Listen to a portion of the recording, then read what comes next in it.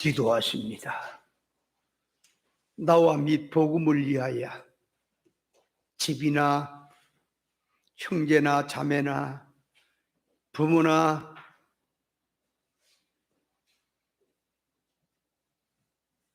자식이나 세상의 그 모든 전토나 소유, 어떤 것도 다 버린 자는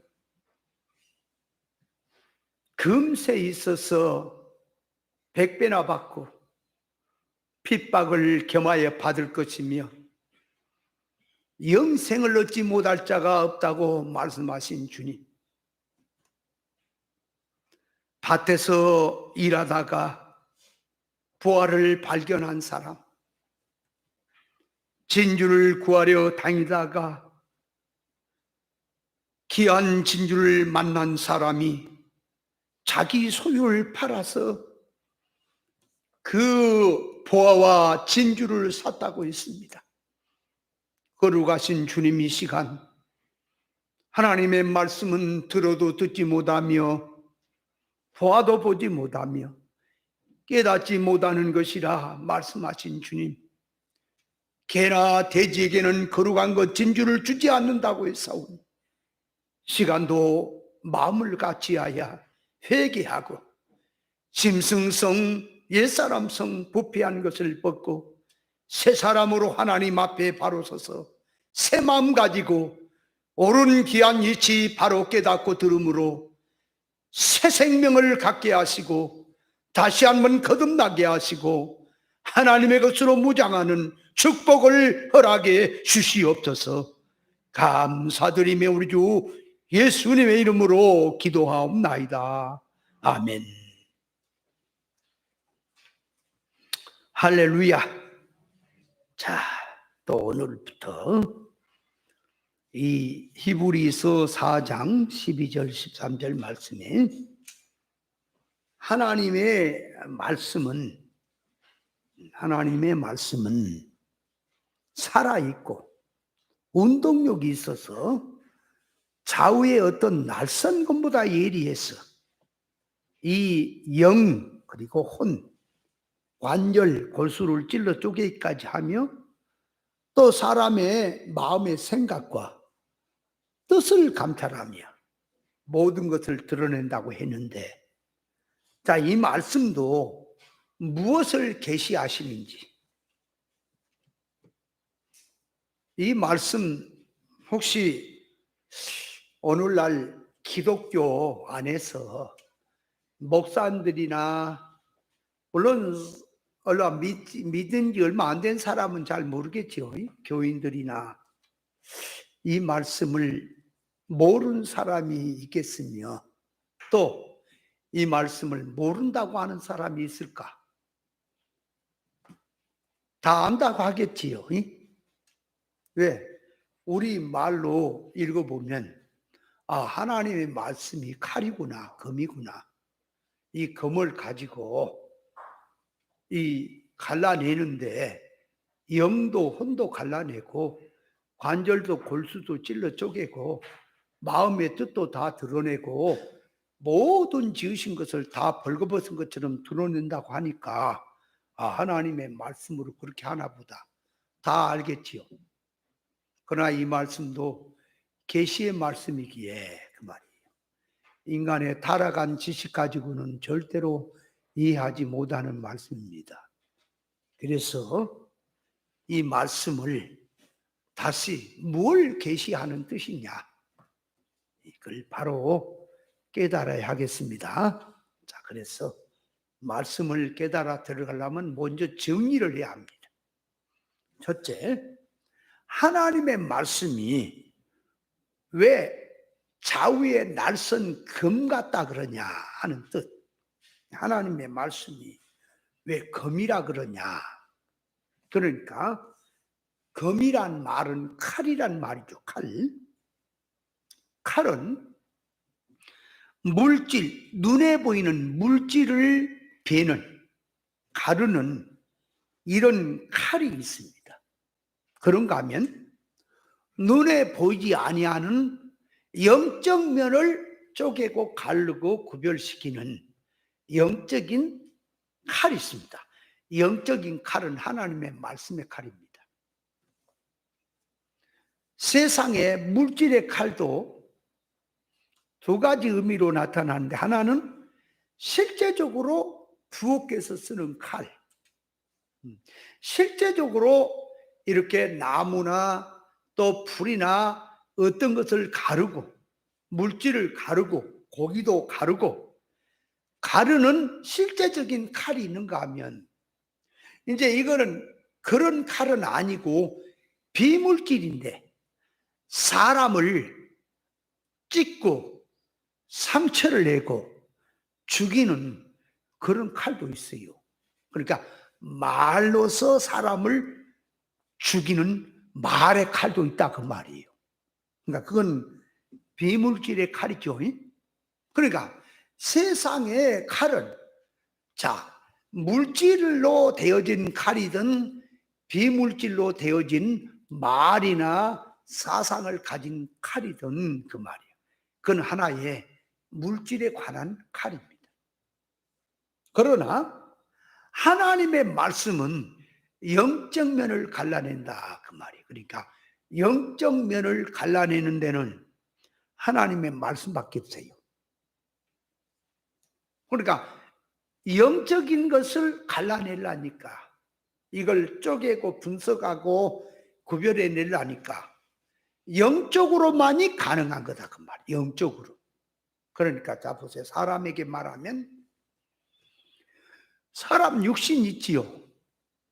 그래서 사람이 어디가 병이 들어서 병원에 가서 그 말이에요, 수술을 받을 때는 그 칼로 해부하지요. 그래서 어디가 고장 났으면은 칼로 찢고 쪼개고 그 말이에요. 그 안에 잘못된 것을 수술하고 치료하는 것도 있죠. 있다, 그 말이에요.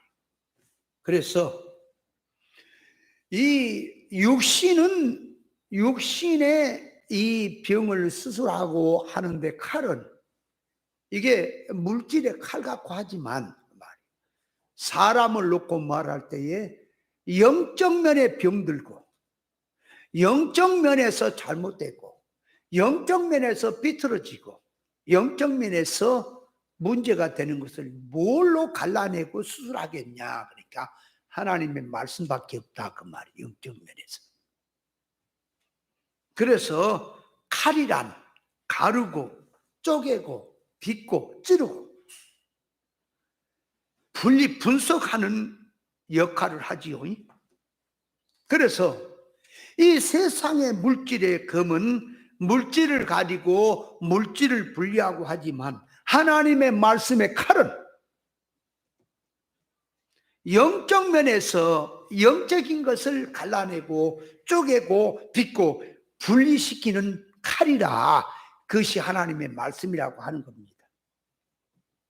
세상 물질의 칼은 물질의 것, 세상의 것, 눈에 보인 것을 가르고 쪼개고 분리시키는 데 필요한 칼들이지만, 그러니까 물질의 칼, 눈에 보이는 이 물질의 칼이나 비물질의 칼이나 세상에 속한 것은 육에 관한 것, 물질에 관한 것, 세상에 관한 것을 깎고 쪼개고 빗고 찢고 분리할 뿐이지, 영적 면에서는 절대로 쪼개거나 분리할 수 없다, 그 말이에요. 그래서 고린도전서 이 2장 1장에 보면은 말하지요. 누가 주의 마음을 깨달아서 가르치겠느냐. 영적인 일은 영적으로 분별한다 그랬죠. 육으로는 절대로 세상 것 가지고는 영의 것을 구별할 수가 없어요. 그래, 말씀밖에 없다, 그 말이에요. 그러니까 선악 까먹고 타락한 속성으로 된 지식이나 가치 판단 평가성이나 소원성, 이런 목적을 가지고는 세상 것에 대해서는 판단을 하고 구별하고, 이게 맞냐 저게 옳으냐, 이게 가치냐 저게 가치 없냐 가를 수 있지만 그 말이에요. 영적 면에서는 절대로 선악 까먹고 타락한 지식을 가지거나 사고방식 가지고는 가를 수가 없는 거예요. 그러면 안 가르면 어떻게 되냐? 가르지 않으면 수술이 안 되는 거예요. 고칠 수가 없어요. 그래서 성령의 역사는 갈라내는 역사, 가른다는 말은 검으로 이게 가른다, 쪼갠다고 하는 거, 구별을 말하는 거예요. 영적 면에서. 영적 면에서 갈라낸다는 것은, 자, 선과 악을 갈라내요. 선하고 악이 뭐냐, 이게 가르는 거예요. 죄하고 의로운 게 뭐냐. 이게 영적 면에서 병든 거, 영적 면에서 건강한 거. 그러니까 소경은 어떤 자냐. 이게 소경을 지금 구별해내야 되겠는데, 영적 면에서 소경이 누구냐? 눈 뜬 사람은 누구냐? 이게 절뚝발이는 누구며, 이게 중풍병자는 누구며, 병든 사람은 누구냐?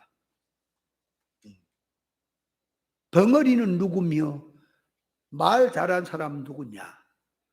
여러분, 성경에서 벙어리는, 여러분, 세상에서 벙어리가 소리는 내요, 안 내요? 벙어리가 뭐 하면서 뭔 말인지도 모르고 자기 속에서 뭔 말을 떠들기는 하죠. 벙어리가 그래요. 그러니까 벙어리도 온 벙어리가 있고 반 벙어리가 있지요. 떠들기는 떠드는데 말의 표현이 안 나온 게 벙어리지요. 그렇잖아요? 그렇다면, 자, 영적 면에서 이 벙어리를 이제 구별해내는 거요. 강단에서 목사님들이 성경을 가지고 말씀을 가지고 설교한다고 하는데, 그 말, 설교를 한다고 떠듭니다. 떠든데 자기도 뭔 말인지를 모르고 떠드는 것도 많이 있을까요? 아니, 성경의 뜻이 뭔 뜻인지도 모르고 자기도 이해 못해 갖고 떠드는 거 있을까 없을까요? 분명히 성경에서 이 말을 하면 이런 뜻이다라고 하는 말을 밝혀야 되겠는데, 떠들기는 많이 떠든데 아무 뜻이 없는 소리, 의미 없는 소리, 벙어리처럼 떠들기만 하지 그 말이 뭔 뜻인지 통 모르는 말도 있습니까? 그게 벙어리들인 거예요. 입이 있어 떠들기는 떠드는데 한마디도 뭔 말인지를 모른다 그 말이에요. 자, 예를 들어서 보세요. 이 벙어리를 이제 이게 하나하나 이제 갈라내야 돼. 영적 면에서. 이게 참 무하냐 이치가. 자, 그러면 벙어리를 이렇게 구별해내자. 영적 눈을 떠서 이제 교회 안에서 지금 끄집어내는 거요. 벙어리를 드러내야 회개가 될 거 아닙니까? 벙어리가. 맞죠? 그럼 벙어리가 누구냐? 그러니까. 자, 하나님의 말씀을 가지고 사랑을 얘기합니다. 사랑합시다. 원수도 사랑합시다. 교회가 해요. 그러면 이 사랑이 뭐냐 그러면은, 성경이 말한 사랑은, 하나님의 말씀한 사랑은 아가페를 말하는 거예요. 아가페를 전제에 놔두고 그 사랑 갖고 사랑하자, 사랑하라 하는 뜻이지요. 그런데 이게 강단에서 부지런히 떠들기는 떠든데 아가페 사랑이 뭔지를 몰라요. 그리고 타락한 인간 사고방식에서 말한 인조 사랑이 아가페 사랑으로 성경 구절만 딱 뒤집어 엎어가지고 말을 하니까, 성경 구절 들어서 하니까 아가페인 줄 알고 떠들고 있어요. 아니요. 아무리 성경 구절 들어도 이 사랑의 개념을 모르면, 그만 사랑의 질을 모르면 아가페가 아닌 거예요. 인조 사랑인 거예요. 그러면 우리가 쉽게 말해서, 자, 아가페 사랑을 우리 헬라어에 보면은 우리 인간이 사랑하는 것을 네 가지로 비유를 했다 그랬죠. 하나는 이성 간의 사랑, 또 하나는 혈육적인 사랑, 부모 자식 간의 사랑, 또 하나는 우정 간의 사랑, 하나는 하나님의 사랑 아가페 이렇게 나오지요. 그러니까 이 남녀 이성의 사랑을 이걸 에로스라, 또 혈육적인 사랑을 스톨게라, 우정의 사랑을 필레오라, 헬라어에 하나님의 사랑을 아가페라 그렇게 용어를 씁니다. 그러면 자, 하나님의 아가페 사랑이든 인조 사랑이든 사랑이란 그 말이에요. 사랑이란 그 말이에요. 상대를 놓고 내가 사랑하기에 그를 위해서 뭔가를 좋은 것을 주고 싶고 선을 주고 싶고 옳은 걸 주고 싶고 잘되게 하고 싶고 하는 것이 들었지요. 맞죠? 사랑이란? 사랑이 그냥이냐고.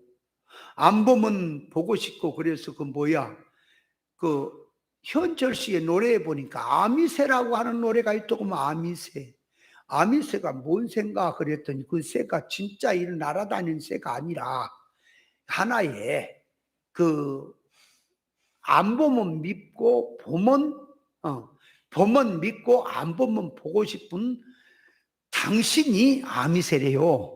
그러니까 아미새 당신, 그러니까 이게 안 보면 또 보고 싶은데 보면 미워라, 이런 의미에서 아미새라고 하는 노래가 있어요.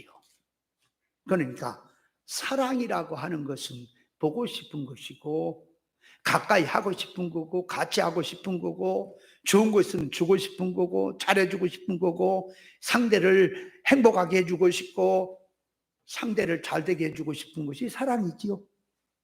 그래서 부모가 자식을 사랑한다면 자식을 잘되게 해주는 것이 부모 사랑이죠. 그죠? 그렇게 된 것이 사랑이다 그 말이에요. 그런데 이제 그 사랑을 인조 사랑과 아가페 사랑으로 이렇게 나누는 거예요. 그러면 아가페 사랑은 하나님의 사랑, 그러니까 하나님이 인간을 사랑하는 것, 하나님이 인간을 사랑하는 그 성질, 그게 아가페란 말이고, 타락한 인간이 자식이든 형제든 부모든 친구든 누구든 그 말이에요. 인간 기준 가지고 인간의 성질 가지고 사랑하는 것을 인조사랑이다 그렇게 나누는 거예요. 그렇다면 아가페 사랑은, 하나님의 사랑은 뭐냐? 그러니까 하나님의 사랑은 그 사랑의 성질이 영원한 것이고 완전한 것이고 절대적인 것이고 신령한 것이고, 그러니까 뭔 말이냐? 하나님이 우리 인간을 사랑하는 것은 사람의 영육 결합체입니다. 그러니까 눈에 보이는 육신만이 아니라 주격이 영을 사랑한다고 말이에요. 영, 실상을. 그러니까 이 세상에서 잠시 고난을 받더라도 영원한 천국을 잘되게 하는 것, 당신의 후사되게 하는 것. 그래서 어떠한 일을 통해서라도 너는 나를 닮아서 내 후사가 되라, 내게 있는 걸 너에게 주고 싶다, 그것이 하나님의 아가페 사랑이지요. 그래서 하나님의 아가페 사랑이란 말을 영원전, 그 말, 그리스도 안에서 천국을 홀로 누리실 때에, 천국을 홀로 누리실 때 이 좋은 천국이 너무 좋았어. 누구와 같이 누릴까? 그래서 하나님의 사랑에서 당신 형상 닮은 인생들에게 이 천국을 주어서 나와 같이 누리게 하자, 그것을 처음 사랑이라고 하는 거예요. 그 사랑이. 하나님의 사랑은 그러니까 영 잘되게 하는 사랑입니다. 하나님의 아가페 사랑은 사람의 영이 잘되게 하는 사랑, 영원히 행복하게 해주고자 하는 사랑이 아가페 사랑이다 그 말이에요.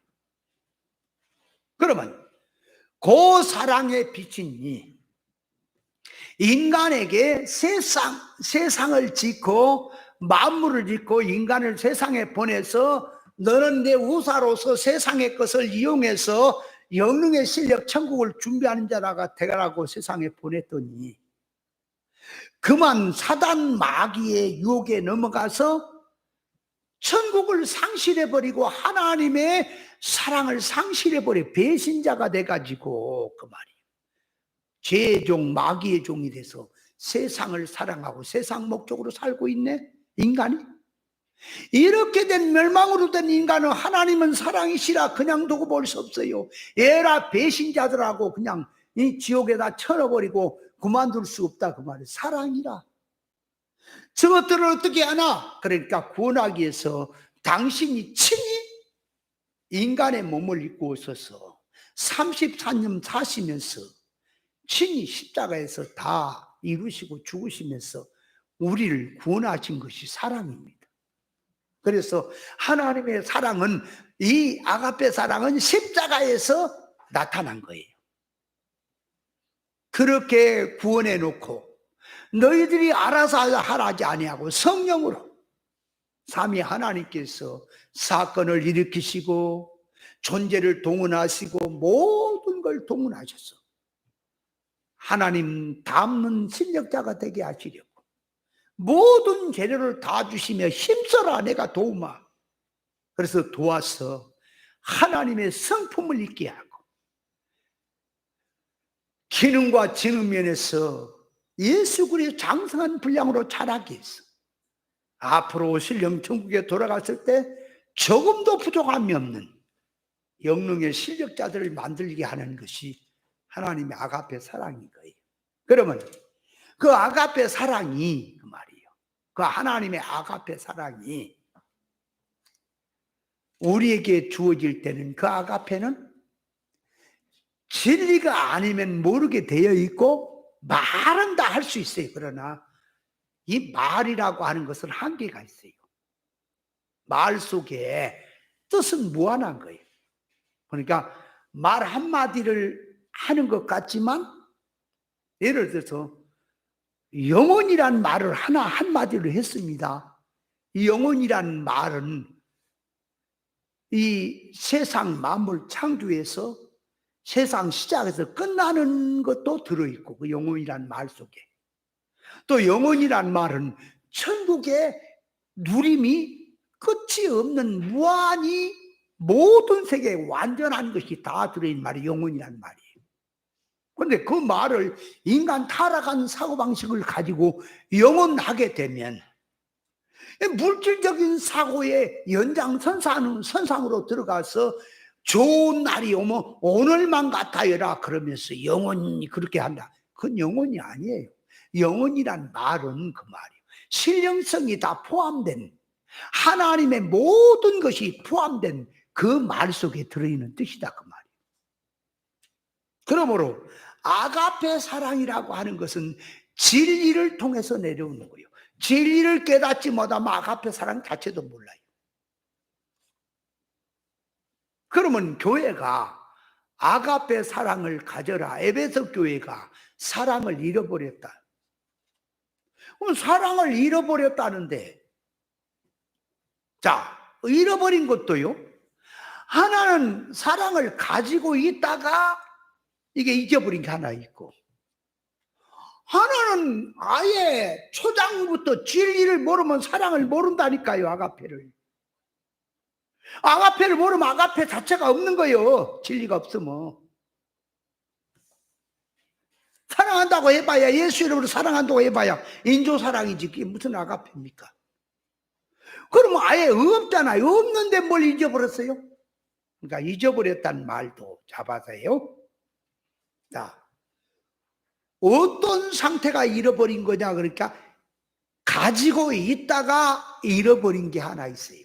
가지고 있다가 아가페 사랑을 깨닫고 아가페 사랑을 가지고 있다가 잃어버린 게 하나 있고, 하나는 아예 없는데, 그 말이 없는데 잃어버렸다는 말은 뭐냐 그러니까 선택적인 면에서 잃어버렸다는 얘기예요. 뭔 말이냐? 내게 없습니다 아가페가. 그런데 아가페라고 하는 것을 하나님의 말씀을 통해서, 진리를 통해서 이것이 아가페니 이것을 가져라, 진리를 깨달아라, 이걸 붙들어라, 예수님의 마음이 이거다 붙들어라 그랬는데, 없는 속에서 선택적으로 내가 가질 수 있지요. 그걸 선택할 수 있지요. 선택할 수 있는 면에서 싫다고 안 받아버려요. 그걸 버렸어. 안 버렸어. 안 받아. 그 자체가 아가페를 잃어버린 겁니다. 그럼 아가페 사랑을 에베소기야 떨어졌다. 그런데 어디서 떨어졌느냐? 그럴 때 떨어진 것을 알아서 빨리 회개해라. 그럴 때 떨어진 게 어디서 떨어져요? 교회가 아가페 사랑은 어디서 떨어지냐? 이 강단에서부터 가르치는 교훈에서부터 먼저 떨어지는 거예요. 교훈이 아가페가 아니면 아가페가 없어요. 그러니까 강단에서 가르치는 종이, 자, 하나님으로부터 시작한 계시의 이 사랑의 복음이 그리스도에게, 그리스도는 천사에게, 천사는 사도 요한에게, 사도 요한은 교회 사자들에게, 교회 사자들은 교인들에게, 성도들에게 전달이 내려오는데, 그 하나님의 아가페 사랑이, 하나님의 계시가 어디서 떨어졌냐? 그러니까, 자, 아버지 하나님으로부터 주어진 이 사랑의 계시가 아들에게 그대로 내려왔습니다. 아들을 통해서 천사에게 주어진 것 천사도 그대로 전했습니다. 천사가 사도 요한에게 전한 것 사도 요한도 받아서 7교회 그대로 사자들에게 전했습니다. 그런데 교회가 타락하는 것은 교회 사자가 문제다 그 말이에요. 먼저 교회 타락은 먼저 교훈이 문제요, 목사님들이 문제요. 거기서부터 떨어졌구나. 그렇다면 떨어진 자리를 알았으니까 이제는 회복해라. 그러면 뭘 해라는 거예요? 교훈부터 찾아라 그 말이에요. 교훈부터, 옳은 교훈부터 잡아라 그 말이에요. 자기가 나가는 교회에 목사님이 아가페가 없다면 그건 그 목사님을 보내고 아가페 종을 모시든지, 아니면 그래 안 될 것 같으면 내가 떠나라 그 말이. 그런 자리 있지 말고, 그래서 옳은 걸 찾아라. 옳은 거. 그렇게 찾는 것이 잃어버린 아가페를 찾는 것이고요. 요걸 개인적으로도 들어옵니다. 이제 내 안에 개인적으로 들으면, 자, 내 이성이라는 이성이 그 말이에요. 자, 천국이 좋아서 진리를 붙들면 천국성으로 들어가요. 새 사람으로. 이성과 몸도 거기 따라가서 의의 병기로 가요. 근데 이성이 천국 쪽을 놔버리고 그쪽을 쳐다보지 아니하고 육의 것, 세상 좋아서 세상 것을 붙들게 되면 천국은 샀다가 내려져요. 세상이 돼버려. 불의의 병기가 되는 겁니다. 그러므로 아가페는 어디서 떨어지냐? 함께 자기 이성 판단에서 떨어집니다. 오늘 사건을 볼 때에, 현실을 볼 때의 마음이 천국으로 가서 붙지 아니고 하나님께로 붙지 아니하고 세상으로 싹 돌아서는 순간 아가페는 떨어져 버린다 그 말이에요. 아가페는 그럼 어디서 떨어졌느냐? 그러니까 자기 마음에서부터 은혜가 떨어진 겁니다. 마음에서부터 붙들어야 돼요. 아, 내 마음이 육으로 지어졌구나, 세상으로 가구나. 그러니까 베드로가 주님을 보고 가다가 파도와 바람을 보는 순간 빠져버렸다 그랬죠. 순간에 아가페는 떨어진 겁니다. 그러면 아가페의 사랑이라고 하는 것을 교회가, 자, 에베소 교회를 향해서 아가페 사랑을 말할 때, 자, 다시 다른 건 다 잘했다. 충성도 잘하고 인내도 잘하고 자칭 사도로 하는 자를 용납지 않고 시험하고 거짓을 드러내고 다 잘했다. 다 잘했는데 에베소 교회가 처음 사랑을 잃어버렸다 그랬는데, 그 앞에서 자, 다 잘한 것이 진리 본질로 다 잘했는데 한 가지 아가페 사랑을 잃어버렸단 말이냐? 아니면 아가페가 이게 핵심이고 이것이 진짜고 이것이 있는 가운데서 충성도 나오고 거짓도 드러내고 열심도 내고 인내도 해야 이것이 신앙으로 바탕이 돼서 가겠는데, 아가페라는 바탕, 신앙이라고 하는 이 반석이라는 바탕을 던져버리고 하니까 아무리 네가 충성해봐라 이것저것 잘해봐라 아가페가 없는 건 인정이 안 된다, 소용이 없다. 그런 의미에서 지금 에베소 교회에 말씀한다 그랬어요. 그런데 한번 설교들 들어보세요. 유튜브에서 한번 설교 들어보라고. 처음 사랑을 가지라, 아가페를 가지라, 사랑하라, 그거 딱 제목 치면은 유튜브에 수도 없는 설교가 쏟아질 겁니다. 한번 들어보세요. 뭐라고 하는가. 유명하다고 하는 사람들이 다 잘했다, 앞에서 말한 게 다 본질로 다 잘했다 이거야. 근데 그 중에 아가페 사랑을 잃어버렸다라고 얘기를 한다. 그러니 성경이 뭔 말을 하는지를 모르고 있구나. 그런 자들이 그런데 또 아가페 사랑을 가지고 한다 그랬죠. 기독교가요, 잘 보세요. 예수 믿는 성도가 핍박을 받고 간다 그럴 때, 기독교인이 핍박을 받는다 그럴 때, 먼저는 직장 생활하고 사회생활하고 이 사업하고 장사하고 모든 생활을 할 때에 신앙 생활을 하기 때문에 그 말이에요. 주일날은 주일 성수해야 되고 구별된 생활을 하게 되니 술자석에 가면 술 먹지 않지. 주일날은 그 회사에서 어디 어떻게 한다 그래, 어디 간다 뭐 한다 단체 뭐 생활한다는데 거기 못 가고 교회로 오니까, 그래서 피해를 받고 미움을 받고 왕따를 당한다는 의미에서 믿는 성도는 그리스도를 향한, 그리스도를 인한 고난을 받는다라고 쉽게 말을 합니다. 그 말은 문자적으로 역사적으로 많은 얘기지요. 그런데 성경에서 이제 그리스도를 향한 고난이 뭐냐 그러니까, 그리스도란 말은 길이요 진리요 생명입니다. 진리 때문에 오는 고난이 있어요.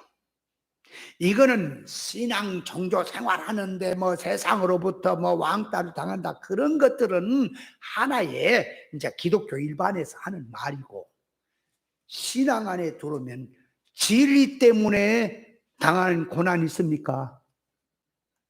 옳은 거 주장하고 옳은 진리를 외치고 진리로 가려고 하니까 육에 속한 자들이, 이해를 못한 자들이 핍박하는 게 있습니까?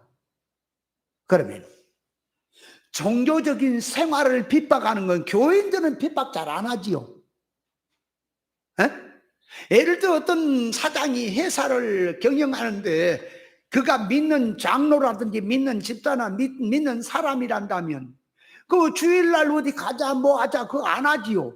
혹 그걸 한다 할지라도 교인이 그 회사에 다니는 교인이 믿는 사람이 나는 교회 가야 되니까 오늘 그 자리 참여 못합니다 할지라도 교회 가라 그러지, 자기는 못 가도록 가라 그러지, 그걸 핍박하지는 않죠.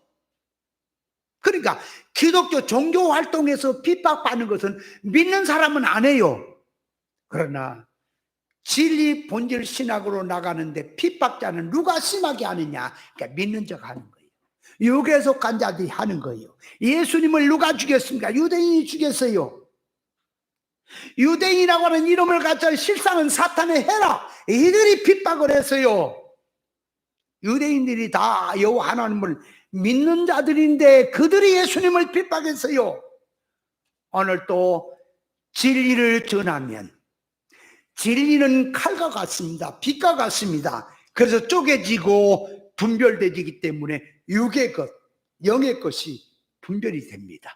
신앙과 신앙이 아닌 것이 분별됩니다. 사람 마음속에 숨어있던 것들이 이것이 옛사람의 것이냐 새사람의 것이냐 완전히 갈라지기 때문에, 드러내기 때문에 그 말이에요. 자기 안 죽으려고 자기는 그대로 버리고 그 길을 못 가게 했는데 자꾸 구별을 시키니까 그 구별이 싫어서 진리를 죽여버리는 게 많아요. 부자 청년이나 서기관이 예수님 앞에 왔습니다. 예수님이 그들에게 그 신앙의 상태, 영적 상태를 구별시켜 줬습니다.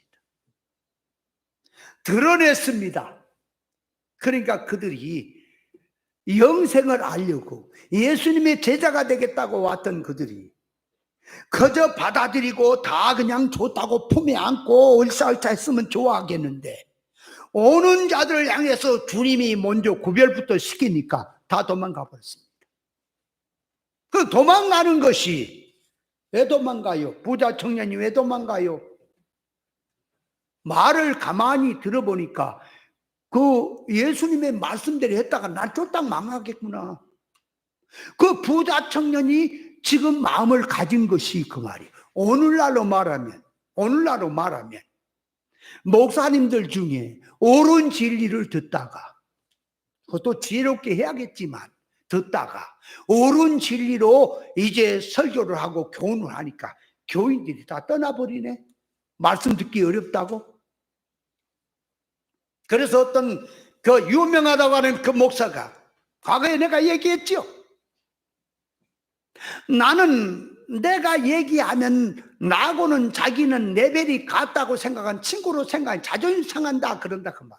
그건 좋다. 그렇다면 우리보다 앞선 분의 교훈은 들어야 될 거 아니냐. 그래서 내가 구별시켜줘서 옳은 것을 전하는 그분의 말은 들어라 그랬더니 그 말에 납득을 해가지고, 그럼 대포 줘봐라, 뭐 줘봐라 해가지고 듣고, 그걸 갖고 이제 설교를 시작합니다. 설교를 시작하는데, 저 김포에 교회가 있는데요, 저 안성에서도 오고요, 동대문으로 오고요, 인천에도 오고 막 교인들이 이 전국구로 오는 거예요. 그 말씀 듣고 싶다고. 근데 듣는 그 말씀이 뭐냐, 오기만 하면 힘을 실어준다 그 말이에요. 힘을 실어줘. 그 말씀에 힘을 얻고 왔는데, 옳은 진리가 이제 들어가니까 힘을 실어주는 게 아니라 이제 이거는 힘을 빼는 거예요. 먼저 진리는 맥을 딱 뺀다 그 말이에요. 그러니까 그들이 아직 말귀는 못 알아먹고 천국은 모르겠고, 그런 상황에서 이제 어떻게 됩니까? 아이고 이거 너무 어렵다, 말씀 듣기가 어렵다. 그래 목사님한테, 목사님 우리는 그 말씀 감당이 안 되니까 그냥 가까운 교회에 나가랍니다. 그러니까 목사가 가까운 교회에 나가든 안 나가든, 그래 내가 지금까지 소경으로 살았으니 이제부터라 정신 차려서 진리 좋아하는 사람은 모일 것이고 싫어하는 사람은 떠날 것이고, 떠나려면 떠나라, 나는 내 길 간다, 그렇게 가야 되겠는데, 목사가 부자 청년이라 그 성질이 옳은 것 전했다가는 이 목회가 안 되겠구나, 밥도 못 먹겠구나, 그래서 진리를 던져버리고 자기 길 갑니다. 자기 길 가는데 교인들이 세미나면 몇만 명씩 모이고, 솔로몬한테 가 물어봐라, 그거 다 헛것이다. 그 부자 청년이 다른 사람이 아니에요. 그런 사람들이 부자 청년이에요. 부자 청년은 네 재물을 팔아서 가난한 자에게 주고 줘버리고 나를 따라오라, 그러면 하늘에 부어가 있으라고 그 말을 들으니까, 자기가 어떻게 모은 재산인데 너 부자 그거 그대로 가지고, 부자성 그대로 갖고 고는 갖고 나 따라오면 내가 더 부자 만들어 줄게, 그러면 잘 따라가겠는데, 그거 버리고 나를 따라오라, 내 말씀을 듣고 따라오라, 그러면 너를 이렇게 해주겠다라고 얘기했더니, 부자 청년은 그 말을 가만히 들으니까 지금까지 모아놓은 재산 다 가난한 사람 줘불고 가면 자기는 빈털거리고 가난해질 수밖에 없지요. 그럼 뭘 먹고 살아? 예수님을 따르는 게 뭐 이렇게 힘들어? 아니 병든 사람도 병을 치료해주고 어려운 사람도 도와주고 가난한 사람 부자 되게 한다 그러면 잘 따르는데, 그 말이에요. 버리고 쫓아오라 그러니까 누가 따라가겠냐 그 말이에요. 예수님 말씀에. 그래서 도망가는 거예요 부자 청년이. 여러분 부자 청년 욕하지 마세요. 육신의 성질 가진 자는 다 똑같아요. 똑같은 거예요. 목사 아니라 할아버지라도 똑같은 거예요. 그걸 알아야 한다. 그러면 성경을 가지고 많이 말을 해. 부자 청년 얘기도 자기들이 다. 근데 네가 지금 부자 청년이라 그 말이요. 한번 계산해봐라. 네가 뭐 때문에 목회하느냐? 먹고 살라고? 사람 많이 모여서 을사을사 오빠 부대 만들어서 영웅 되려고? 그래서 목회한 거냐? 내가 말하지요. 그런 식으로 목회를 할 거면 나 이렇게 목회 안 한다.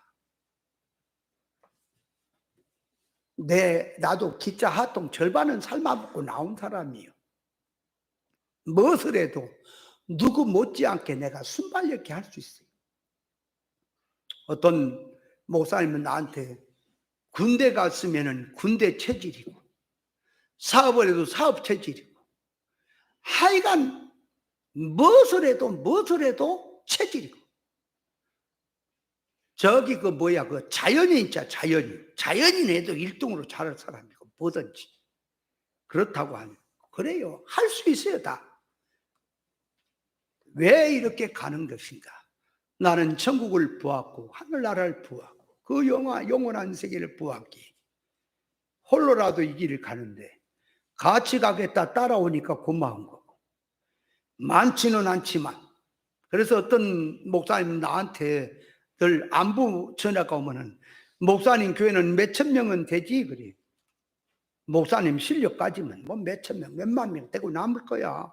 지금쯤 몇천 명 되지 그랬어. 아직 10,000명 안 된다 그랬어. 아, 10,000명 안 되는 건 맞잖아요. 그죠?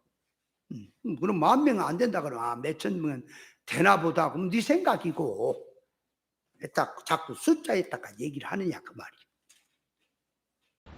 자, 그래서 영적 면에서 갈라낸다는 것은 그 말이야. 소원도 성질도 그렇죠? 지식도 요게 어디에 가서 붙어 있느냐? 이것이 신앙으로 된 소원성이냐 가마성이냐 다 구별해내는 거예요. 그래서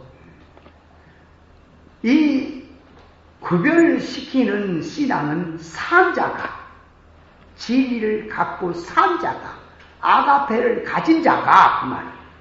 갈라낼 수 있지. 죽은 자는 절대적으로 영적 면에 구별할 수 없습니다. 그럼 죄를 갈라낸다. 영적 면에서. 죄와 악을 갈라내라. 그러면 선과 악을 갈라내라.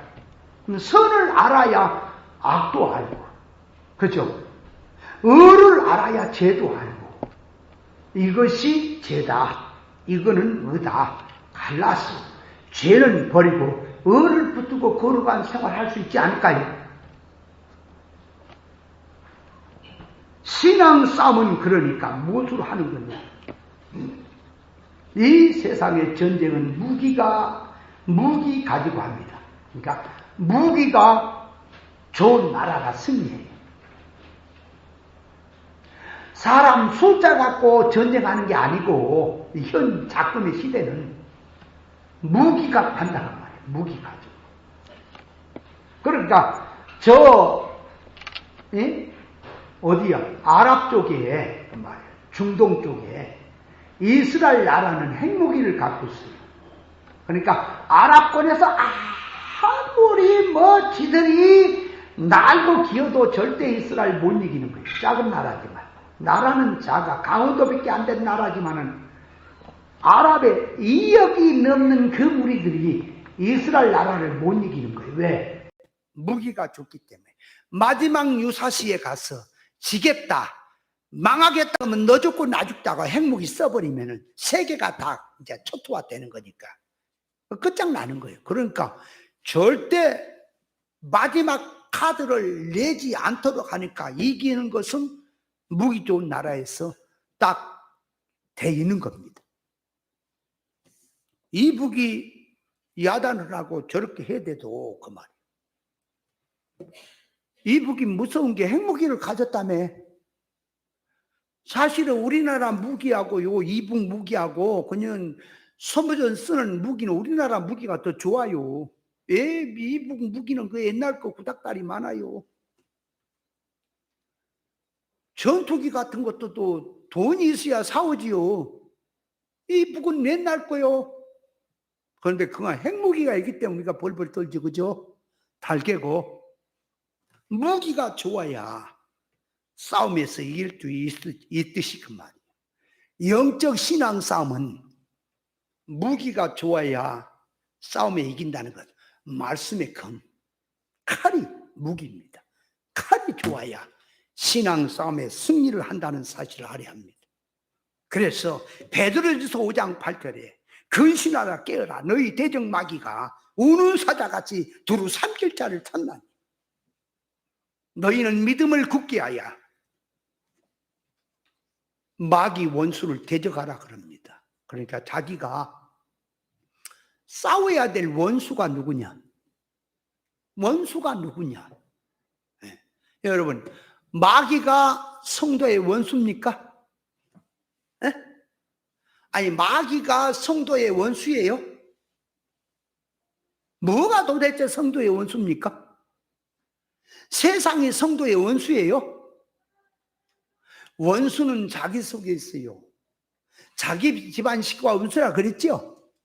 자기 속에 옛사람 자기가 자기 원수임을 알아야 돼요. 마귀는 자기 원수가 아닙니다. 자기를 돕는 자예요. 천사도 나를 돕는 거고 만물은 다 세상을 나를 돕는데 원수가 아니에요. 원수는 내 안에 옛사람이 원수요.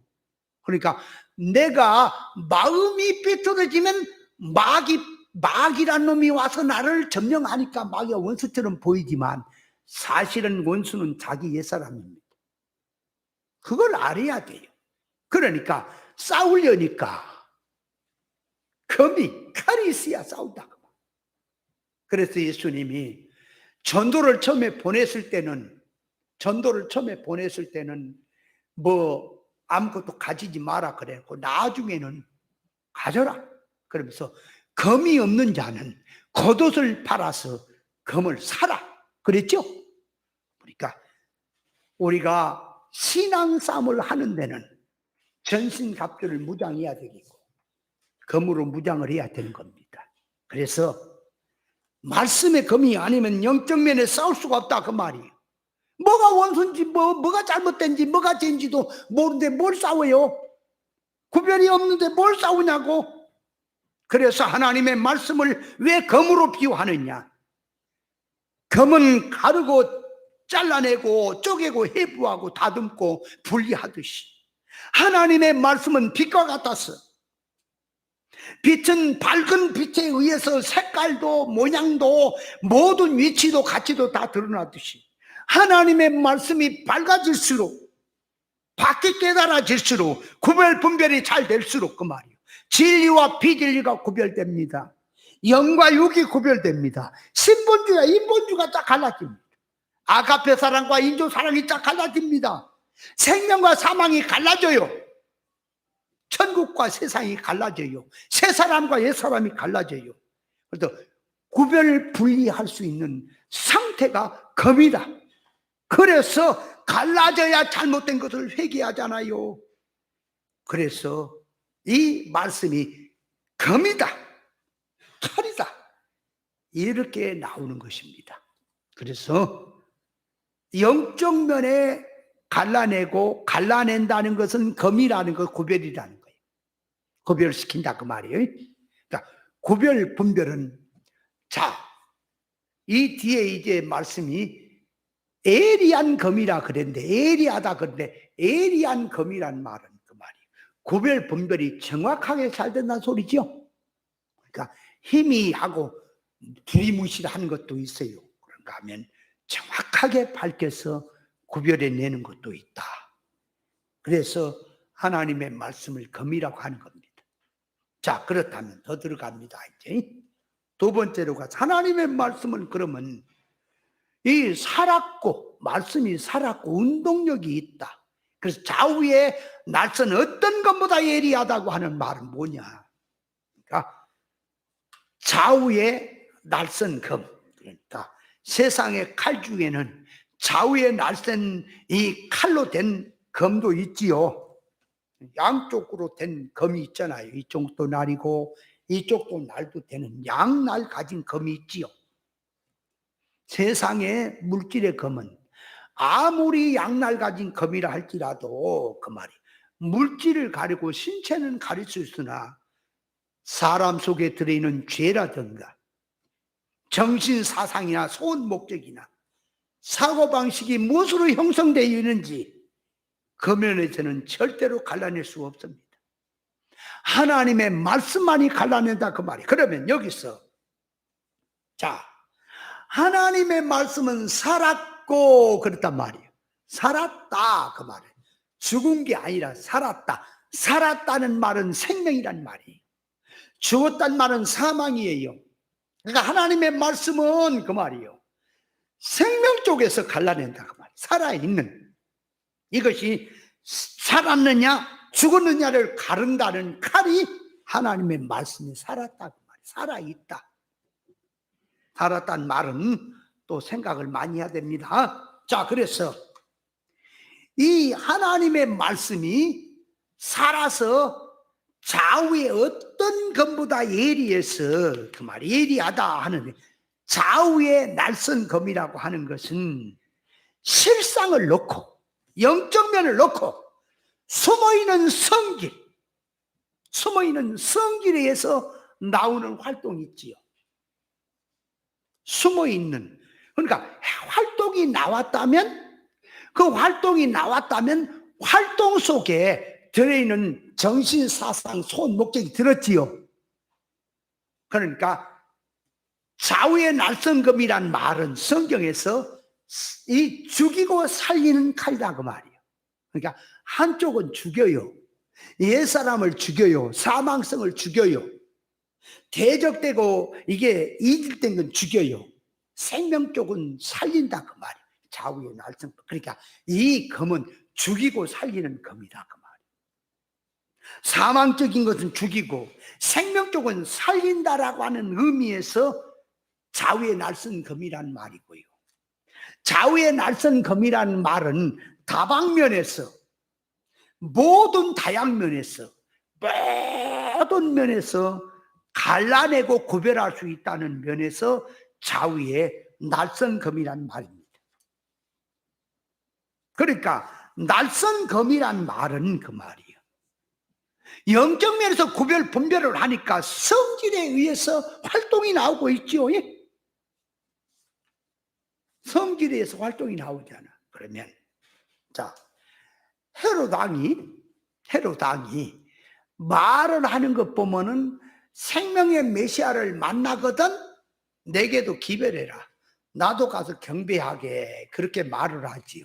근데 그 마음을 가만히 보면은 누구도 알 수 있죠. 그 정도는. 그죠? 나중에 2살짜리 아래 산의 아이를 이 박사들에게 속은 줄 알고 죽인 걸 보니까 이놈이 마음이 이게 죽이려고 했구나 하는 게 나오지요.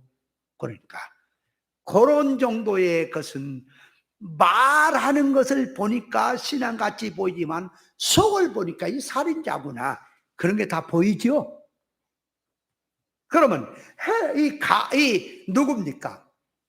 라비 그 말이 정탐꾼이 왔을 때 거짓말을 했죠. 그 거짓말을 했는데 그 라비 거짓말한 게 뭐냐, 그 속성이 뭘로 한 것이냐 하는 것도 갈라내야죠. 그걸 끄집어내야지. 그런데 거기가 다 이해를 못하는 목사님들은 뭐라 그래요? 거짓말은 맞는데 선의의 거짓말을 했다 그렇게 말하죠. 그렇게 얘기한 게 갈라진 게 아니에요. 기생남은 참말을 한 것입니다. 진실한 말을 한 거예요. 근데 그 말이 어때서 그러면 진실한 말이냐? 갈라내야지요. 구별해서 찾아내야지요. 그런 의미에서 양날 가진 검이란 말이에요. 그래, 양날 가진 검이란 말도 성경에 2가지 의미가 있어요. 하나는 부정적인 면에서 양날 가진 검이란 말이 있고요. 하나는 긍정적인 면에서 양날 가진 검이라고 있는데 이 본문에서 말하는 거 긍정적인 면에서 말입니다. 부정적인 면에서 이 양날 가진 검이란 말은 잠언 5장 4절에 보면 2날 가진 검이다 그랬어요. 잠언 5장 한번 읽어볼까요? 잠언 5장 4절에 보니까 이렇게 말했어요. 잠언 5장 4절에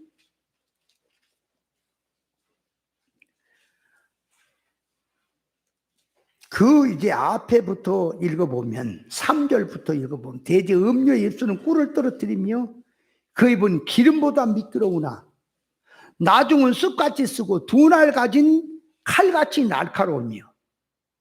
그러니까 여기 잠언 5장 3절 4절에 보면 음녀의 입에서 나오는 말은 둔할 가진 검이다. 둔할 가진 검이다.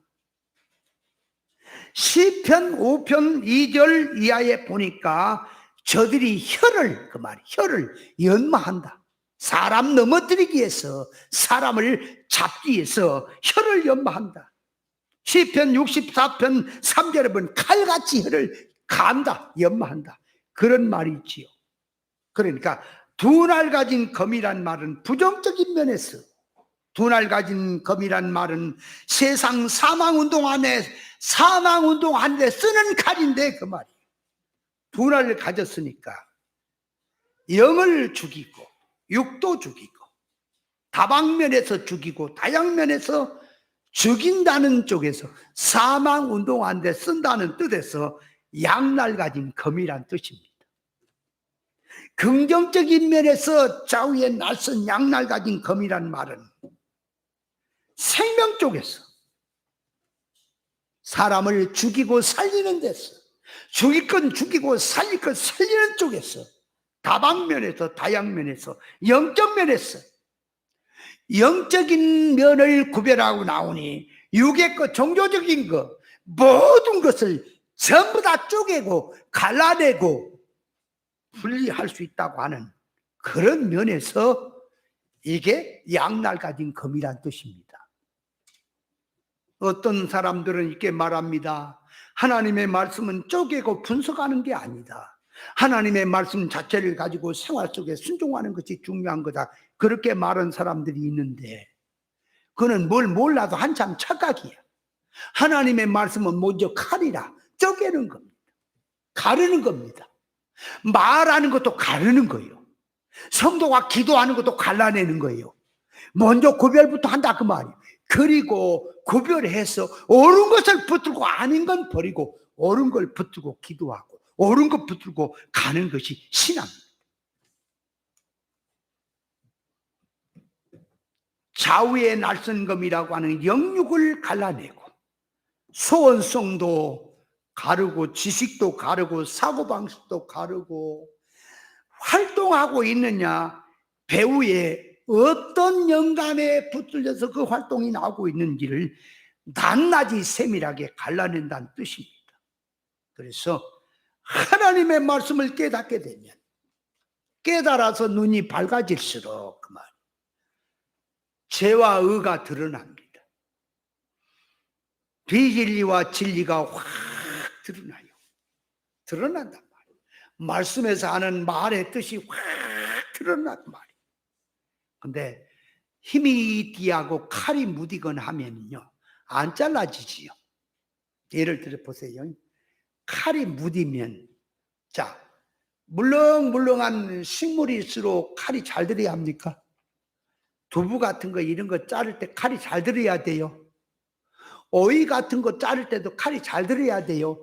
안 든 칼로 하면 뭉개져 불죠? 그죠?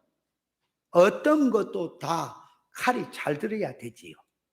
구별이 예리하게 잘 돼야 된다 그 말이에요. 그래서 이 타락한 인간의 지식, 선악과 먹은 지식을 가지고는 영적 면에서 절대적으로 영적인 것을 가를 수가 없어요. 그렇다면 좌우의 날선검이란 말은 좌쪽으로 쳐도 좌쪽으로 칼을 써도 갈라질까요? 우쪽으로 돌려도 갈라질까요? 칼이 한 날만 가졌으면 칼등으로 치면 안 갈라지지요.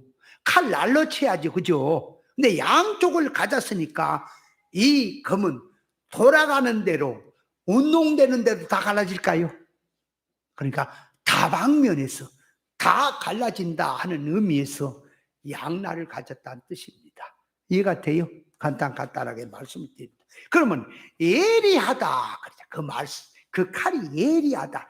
예리하다는 말은 잘 든다 그 말이 칼이. 여러분 부엌에서 칼을 써도 이게 갈지 않으면 안 들지요. 무디지요.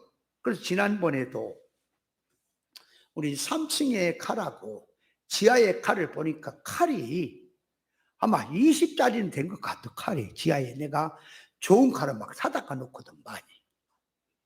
지난번에는 칼이 이 보니까 선전에 나왔는데, 아이 컴퓨터를 이게 이 워드를 치는데 거기에 광고가 떴는데 칼이 나왔다. 큰 놈하고 작은 놈하고.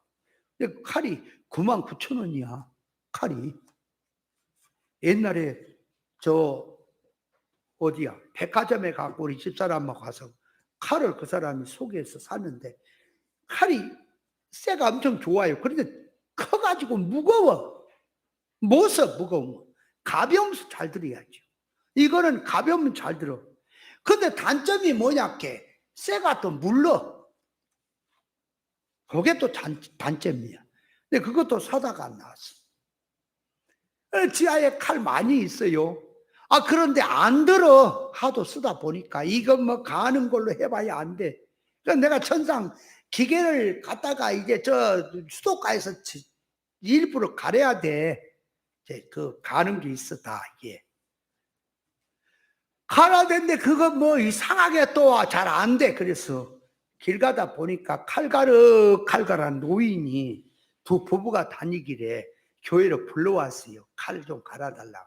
그랬더니 칼을 갈아주는데 4만 원에 다 갈아줬어. 4만 원에. 근데 칼 가는 거 보니까 내 실력만 못해. 그 할아버지가 가는 게 별로야. 칼이라고는 갈아놓고 신문지를 딱 위에다 띄워놓고 이 칼로 딱 치면 딱 갈라져야 되거든. 신문지가 그냥 딱 치면 가운데 딱 갈라져야 되는데 신문지 해놓고 치니까 틱 하고 신문지가 떨어져 버리지 안 갈라져. 이게 아주 예리하게 갈아놓으면 머리털 같은 것도 연지면 그냥 잘라져 버려요. 그렇게 예리함이 있죠. 그러니까 예리하다는 것은 칼이 잘 든다는 거지. 잘 갈라진다는 거지. 그러면 이거를 칼이라고 하는 거 예리하려니까 어떻게 해야 돼? 갈아야 돼. 잘 갈아야 돼. 칼도 원리를 따라서 갈아야지 무조건 갈아대면요. 한쪽만 갈면 또 한쪽이 날이 넘어버려. 또 저쪽 갈면 이쪽이 넘어버려. 그게 그러면 다시 뭉개불고 다시 해야 돼. 그러니까 칼이 날이 넘지 않도록 가장 굳건히 얇게 섰을 때가 그게 예리할 때입니다. 그 칼로 가서 이제 이렇게 하면 오이 같은 거고 뭐고 놓고 쑥 치면 그냥 다 나가죠.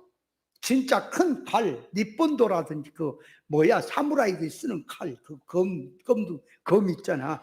그거 갖고 막 집 같은 거 이거 대나무 같은 거 갖다 놓고 그냥 날려버리면 다 나가버리죠.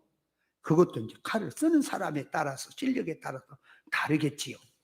하나님의 말씀에서 예리하다는 것은 뭐가 예리한 거니까 하나님의 의사 적중의 뜻을 놓고 적중에 맞추었어.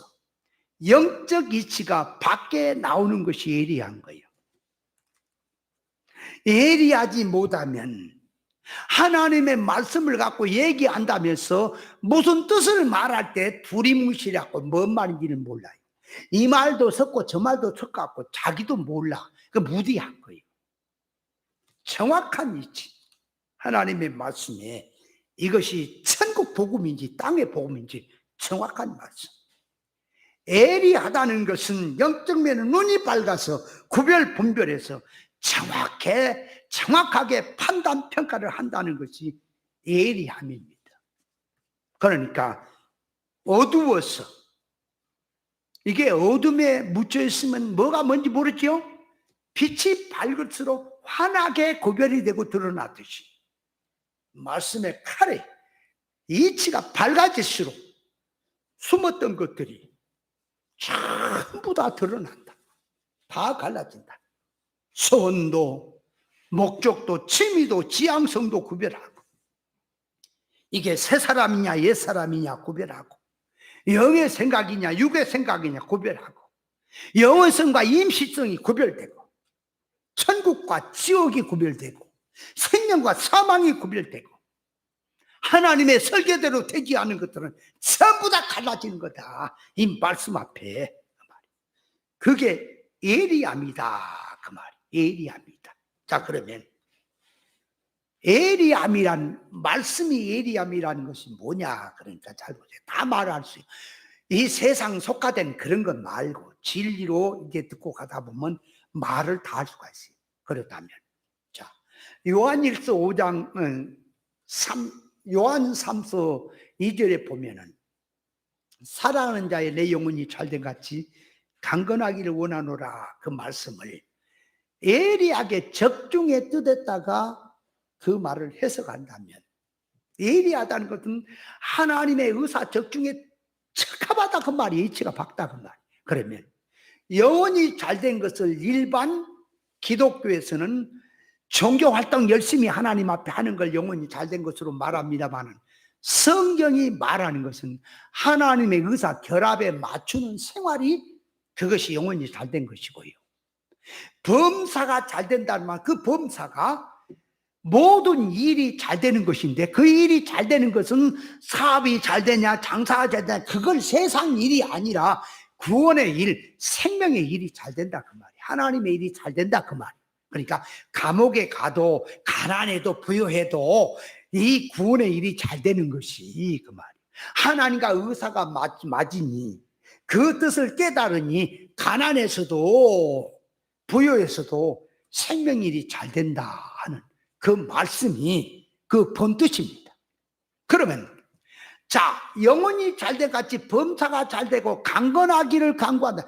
강건한 게 뭐냐? 그러니까 이제 강건한 것을 자 보세요. 앞에서는 해석이 잘 됐습니다.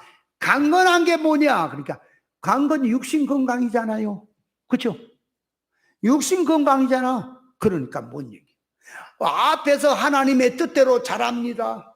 믿음으로 삽니다. 의사를 알고 생명일에 수종 들고 열심히 합니다. 그러면 건강하다. 그러면 질병이 있으면 앞에서 뭐가 잘못됐다는 얘기지요. 그렇죠? 그러면 거기다가 바울을 한번 넣어볼까요? 바울 사도는 믿음으로 살다가 하나님 앞에 회개하고 돌아온 사람이지요. 근데 육체에 가시를 줬지요. 그럼 바울이 영혼이 어디가 막혔습니까? 그러니까 육신 건강하다는 쪽으로 그 성경을 몰고 가면 틀려버린 거예요. 벌써 거기서 강건하다는 말은 뭘 말하냐? 영육 결합된 인간의 강건은 먼저 영적 면에서 건강을 말하는 거예요. 영적으로 병든 게 있다 그 말이요. 먼저 영적 면에 강건한 걸 말한 거예요. 여러분 진리를 깨닫고 옳은 길로 가면요 영적 면에 강건한 사람은요 육신의 것은 그거 해석할 필요가 없어. 따라가니까 이렇게 저렇게 따라갈 수가 있어요. 그러니까 바울 사도가 영혼이 잘 됐습니다. 범사가 잘 되고 있습니다. 바울 사도는 강건한 사람이 맞습니까? 강건한다는 말은 질병을 주었는데도 그것에 질병에 넘어져서 거기에 매이는 게 아니라 질병을 줬는데 그걸 다스리잖아. 다스리는 사람이 강건한 사람이에요. 사건 환경을 다스려 나가는 사람이 강건한 사람이라고요. 그러니까 강건이란 말은 영적 강건을 말한 거다. 정신 강건, 그러니까 몸은 이렇게 저렇게 따라가는 거지요. 그런데 하나님이 특별한 또 역사를 통해서 아니 내가 강건하게 하나님 뜻대로 믿음으로 살아도 질병을 줄 수도 있죠. 그거는 그 사람에게는 그 질병이 아니에요. 그건 구원의 재료로 들어가는 거지. 그래서 다스리기 때문에 그 사람은 강건한 사람인 겁니다. 이해돼요? 강건하다는 말이. 잘못하면 육으로 갑니다. 앞에서 잘했으니까 건강해야 된다. 질병이 있으면 뭔가 막혔다. 이게 안 돼. 그렇게 들어가는 말이 이것이 정확한 뜻이 아니라 그 말이에요. 예를 들어 성경에서 자 적중에서 예민한 뜻이 뭐냐? 너희는 간절히 하나님 앞에 부르짖으라 그랬다면 간절히 부르짖으라는 말이 뭐예요? 간이 저리도록 한다는 말이 간이 저리도록 철철철 하도록 부르짖는 게 간절입니까? 간절히 부르짖는다는 말은 첫째가 하나님의 의사 적중에 맞춘다는 얘기입니다. 부르짖는 기도가 하나님의 적중의 뜻을 찾는다 그 말이에요. 금연을 거기에 따놓고 들어가는 거예요. 그러면 하나님의 적중의 뜻을 넣고 들어가는데, 간절이란 말에는 뭐가 들었냐 그러니까 몸과 마음과 정성과 힘과 목숨을 다해서, 그 말이에요. 목숨을 다해서 하나님의 의사를 찾아서 그 뜻을 이루겠다고 하는 기도가 간절히 부르짖어 기도하는 소리란 말입니다. 이해돼요? 그러니까 하나님의 말씀에서도 얼마나 예리하게 적중된 뜻으로 말을 하고 있느냐, 그 면을 바로 깨달아야 합니다. 자, 그러면 이제 그 말씀을 놓고 모든 면에서 갈라내고 구별해야 되겠는데, 지식도 성질도 소원성도 믿음으로 살고자 하는 것도, 교회도 거짓된 자기도 성교적 신앙도 성령님의 역사와 사탄의 역사도 구별해야 되겠는데, 그 말이에요. 구별을 하니까, 자, 자기를 구별합니다. 실상적 자기와 현상적 자기를 구별해내야 되겠고, 그렇지요?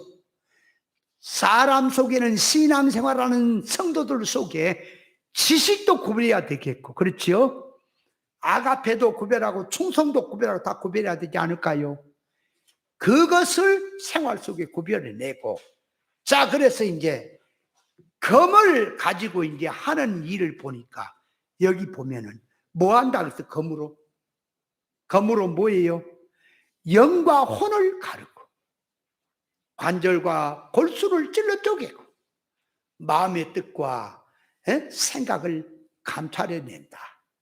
이 말씀에 대해서는 이제 하나하나 이어서 다음 주도 말씀을 드리겠습니다.